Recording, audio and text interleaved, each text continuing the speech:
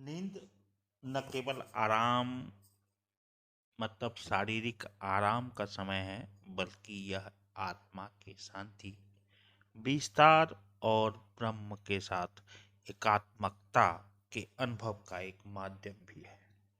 ओशो कहते हैं, जब हम सोते हैं तो हम एक गहरी मौन स्थिति में होते हैं, जो कि आध्यात्मिकता और ध्यान की अवस्था से मेल खाती अवस्था होती है।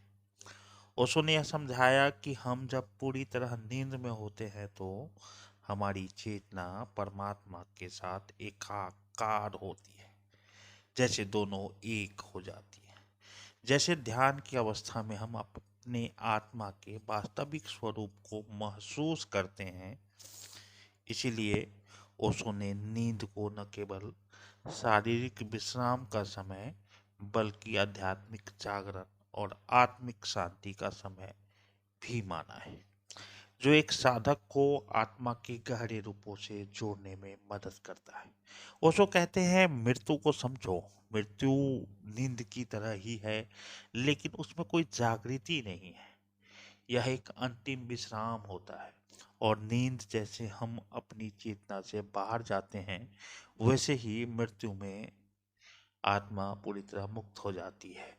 मतलब मृत्यु को समझ के नींद को समझा जा सकता है, और वास्तव में नींद को समझ लिया जाए तो बहुत हद तक जैसे हमने मृत्यु को समझ ही लिया। मृत्यु और नींद के संबंध के संदर्भ में ओशो ने इस दोनों के बीच एक गहरा संबंध देखा है। उन्होंने कहा कि मृत्यु एक अंतिम नींद की अवस्था है, जिसमें मृत्यु के बाद व्यक्ति अपनी चेतना और शरीर से पूरी तरह मुक्त हो जाता है। मृत्यु के बाद जैसे नींद में हम अपने अहंकार और संसार से मुक्त हो जाते हैं, वैसे ही आत्मा मृत्यु के बाद ब्रह्म के साथ विलीन हो जाती है। मतलब ओशो के व्याख्यान में यह साफ झलकता है कि जिसे नींद की कला आ गई, उसे मृत्यु की कला भी आ जाएगी। गहरी नींद वह अवस्था है जब तुम एक अलग प्रकार के ब्रह्म का अनुभव करते हो। इस दौरान तुम पूरी तरह से अस्तित्व के साथ एकाकार होते हो, और तुम्हारी चेतना का विस्तार होता है। यह स्थिति एक प्रकार से ब्रह्म का प्रत्यक्ष अनुभव होती है। अर्थात नींद में हम सांसारिक ज्ञान, सांसारिक दबाव, सांसारिक विचार से लगभग मुक्त होते हैं। हालांकि नींद के कई स्तर हैं, कई अवस्थाएं हैं। यह बात जो यहाँ उल्लेखनीय है, वह गहरी नींद या गहरी निद्रा की अवस्था से संबंधित है। गहरी नींद और आत्मज्ञान का क्या संबंध है? ओशो ने गहरी नींद को एक प्राकृतिक ध्यान के रूप में देखा है, जो व्यक्ति को आत्मज्ञान के प्रति और अधिक संवेदनशील बना सकता है।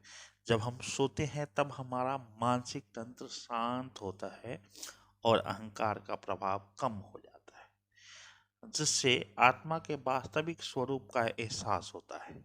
यही कारण है कि ओशो ने नींद को आत्मज्ञान की ओर एक कदम बढ़ने की प्रक्रिया के रूप में देखा है। ओशो कहते हैं कि तुम अपनी नींद में जागरूक हो सकते हो, अगर तुम पूरी तरह से उपस्थित हो। साधना और ध्यान तुम्हें इस स्थिति में ले आते हैं, जहां तुम नींद में भी अपनी असली स्थिति को पहचान सकते हो। आध्यात्मिक साधना में नींद के महत्व पर प्रकाश ओशो ने बार बार डाला है। ओशो के अनुसार नींद को केवल शारीरिक व्यायाम के रूप में या शारीरिक विश्राम के रूप में नहीं देखा जाना चाहिए, बल्कि इसे एक साधना का हिस्सा माना जाना चाहिए। एक प्राकृतिक साधना, जिसमें अलग से कुछ करने की आवश्यकता नहीं है, बल्कि अगर कोई व्यक्ति अपने जीवन में गहरी आत्मचेतना और ध्यान की साधना करता है, तो वह नींद में भी अधिक जागरूक हो सकता है। वे मानते थे कि जैसे ध्यान में जागरूकता बढ़ती है, वैसे ही नींद के दौरान भी एक व्यक्ति अपने शरीर और मानसिक स्तर पर ज्यादा सचेत हो सकता है। उसने कहा था कि जैसे तुम पूरी नींद में जाते हो, तुम ब्रह्म के अनंत क्षेत्र में खो जाते हो। यही स्थिति ध्यान की अवस्था की तरह है, जहां तुम पूरी तरह से शांति और ध्यान में होते हो। जागरण नींद के बीच की स्थिति है। आध्यात्मिकता केवल जागृत अवस्था में नहीं बल्कि नींद की स्थिति में भी एक प्रकार से सक्रिय हो सकती है।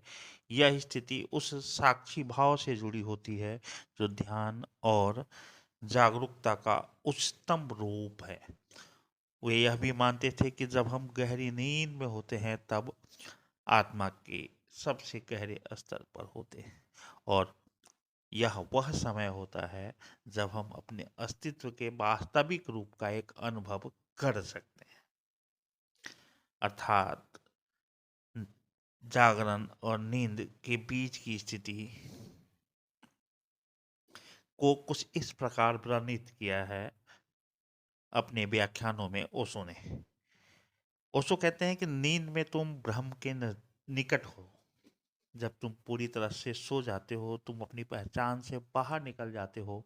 यह एक प्रकार का अदृश्य गहरा अनुभव होता है जो तुम्हारे भीतर की शांति और मौन से जुड़ा होता है। यहाँ ध्यान देने योग्य बात है कि ओशो ने यह भी कहा है कि नींद का उद्देश्य सिर्फ आराम करना नहीं है, बल्कि यह आत्मा के पुनर्निर्माण, शुद्धता आदि की प्रक्रिया का एक हिस्सा है। जब हम सोते हैं तो हमारी बाहरी दुनिया और अहंकार से जुड़ी हमारी पहचान अस्थायी रूप से गायब हो जाती है। हालांकि यही काम मृत्यु के बाद होता है, लेकिन नींद में यह कार्य अस्थायी रूप से होता है। हम शरीर और मानसिक गतिविधियों से मुक्त हो जाते हैं, और वही वह क्षण होता है जब आत्मा परमात्मा के साथ एकाकार हो सकता है। ओशो ने इसे चेतन विश्राम के रूप में बताया है, जो आत्मा को अपने वास्तविक स्वरूप का अनुभव करने का अवसर प्रदान करती है। नींद और अध्यात्म दोनों के बीच गहरा संबंध है। नींद को एक प्रक्रिया के रूप में देखा जा सकता है जिसके दौरान व्यक्ति अपने जागृत स्थिति पर एक गहरी मानसिक शांति की स्थिति में प्रवेश करता है। हालांकि उन्होंने यह भी कहा है कि आध्यात्मिक साधना के संदर्भ में नींद की अवस्था को एक प्रकार से चेतन अवस्था के रूप में माना जा सकता है, जो आत्मा के ब्रह्म से मिलन की प्रक्रिया को संदर्भित करती है। इस प्रकार ओशो का दृष्टिकोण नींद और अध्यात्म दोनों में गहरा संबंध होने का रहा है। ओशो ने नींद और अध्यात्म के संबंध में कई बार अपनी व्याख्याएं दी, जिनमें नींद को एक सहायक क्रिया और आत्मज्ञान की ओर एक मार्ग के रूप में देखा है। एक ऐसा मार्ग जो प्राकृतिक और सुलभ हो सकता है, जिसके माध्यम से एकाकार हुआ जा सकता है आत्मा का परमात्मा के साथ। ओशो का मानना था कि नींद केवल एक शारीरिक आवश्यकता नहीं है, बल्कि यह एक आत्मा के विश्राम, चैतन्य के विस्तार और ब्रह्म के साथ एकात्मकता की अवस्था को समझने के लिए एक बढ़िया माध्यम हो सकता है। इस प्रकार नींद को ओशो एक छोटी मौत की संज्ञा देते रहे हैं। नींद पुनः ऊर्जा प्राप्ति का माध्यम तो है ही। नींद के दौरान शरीर के भीतर ऊर्जा पुनः प्राप्त होती ही है। यह शरीर को दिन भर की गतिविधियों के लिए तैयार तो करती ही है। हार्मोनल संतुलन जैसे इंसुलिन, ग्रोथ हार्मोन और कॉर्टिसोल के उत्पादन को नियंत्रित करती ही है। इम्यून सिस्टम का विस्तार तो होता ही है। लेकिन यह सब शारीरिक लाभ हुए, लेकिन हम जिस लाभ की बात ओशो द्वारा होता रहा है, वह शारीरिक से ज़्यादा आध्यात्मिक लाभ की बात रही है। ओशो ने कहा कि नींद के गहरे नींद में जाने के बाद मस्तिष्क में तमाम वो क्रियाएं होती हैं जिससे विषैले प्रोटीन का चाहे बाहर आना हो या मेमोरी का कॉन्डिलिडेशन हो। नींद मस्तिष्क को उन जानकारियों को अस्थायी रूप से सहेजने का समय देती है जो दिन भर प्राप्त होती है। विशेष रूप से ऐसी नींद, रेम नींद, जिसमें मस्तिष्क भावनात्मक और यादों के संदर्भ में सक्रिय रहता है।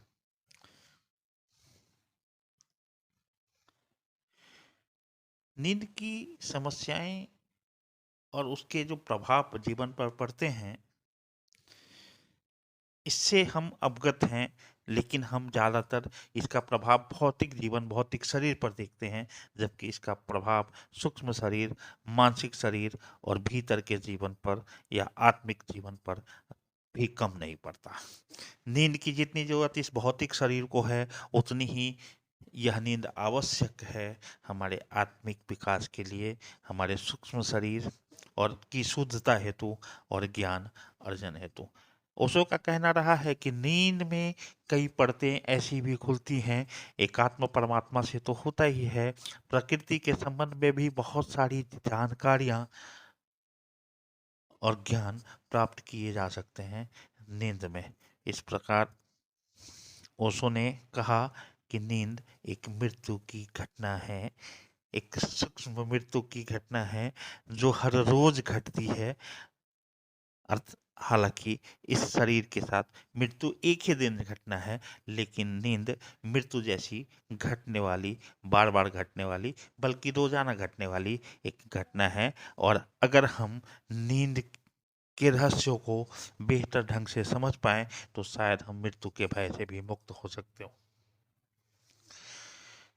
ओशो ने कहा कि भौतिक शरीर, स्थूल शरीर के साथ साथ सूक्ष्म शरीर भी नींद के लाभार्थी हो सकते हैं और होते भी हैं।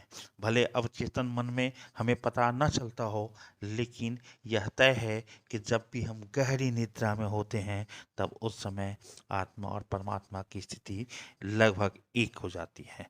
इसीलिए कभी कभी ऐसा होता है कि नींद अगर गहरी ना रही हो, चाहे पूरी रात हम सोते रहे हों, सुबह उठने के बाद हम में वो ताजगी, हम में वह नयापन, हम में वो नया जीवन का कुछ भी ऐसा प्रभाव देखने नहीं मिलता।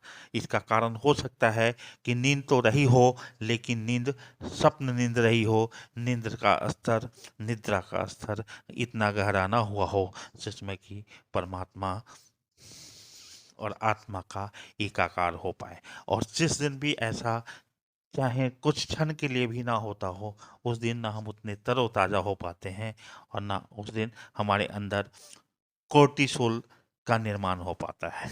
हम फिर बुझे बुझे से, चिंतित, थके थके से पूरे दिन नजर आते रहते हैं। नींद को वास्तव में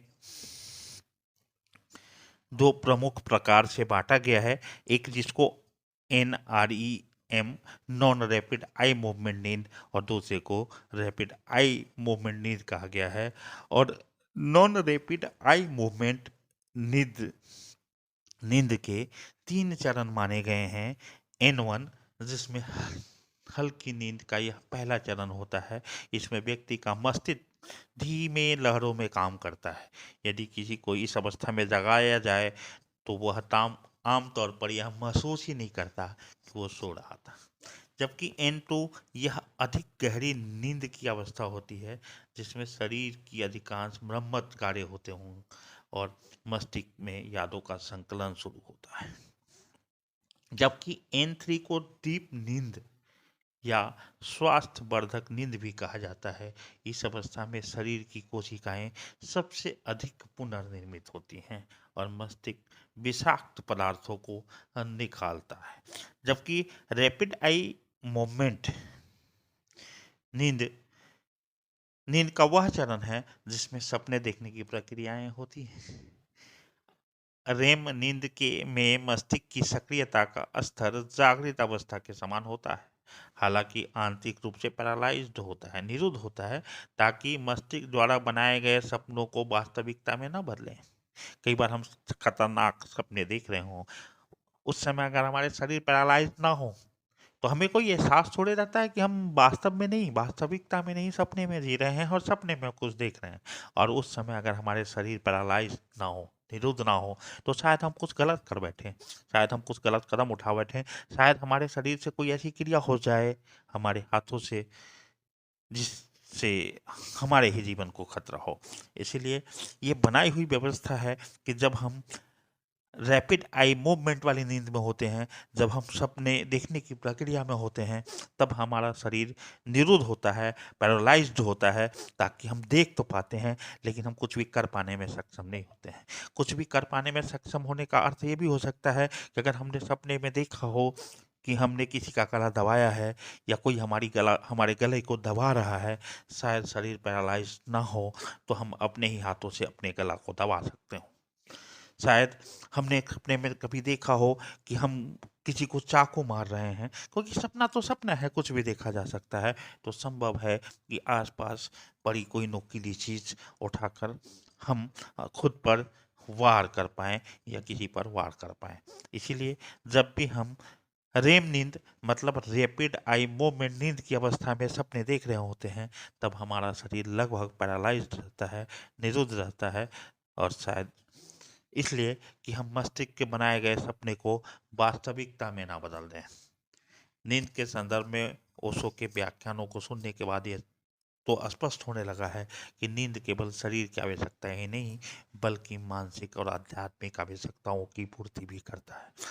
गहरी नींद हमें केवल शारीरिक विश्राम और लाभ ही नहीं, बल्कि परमात्मा और आत्मा के एकाकार में सहायक क्रिया प्रतीत होता है।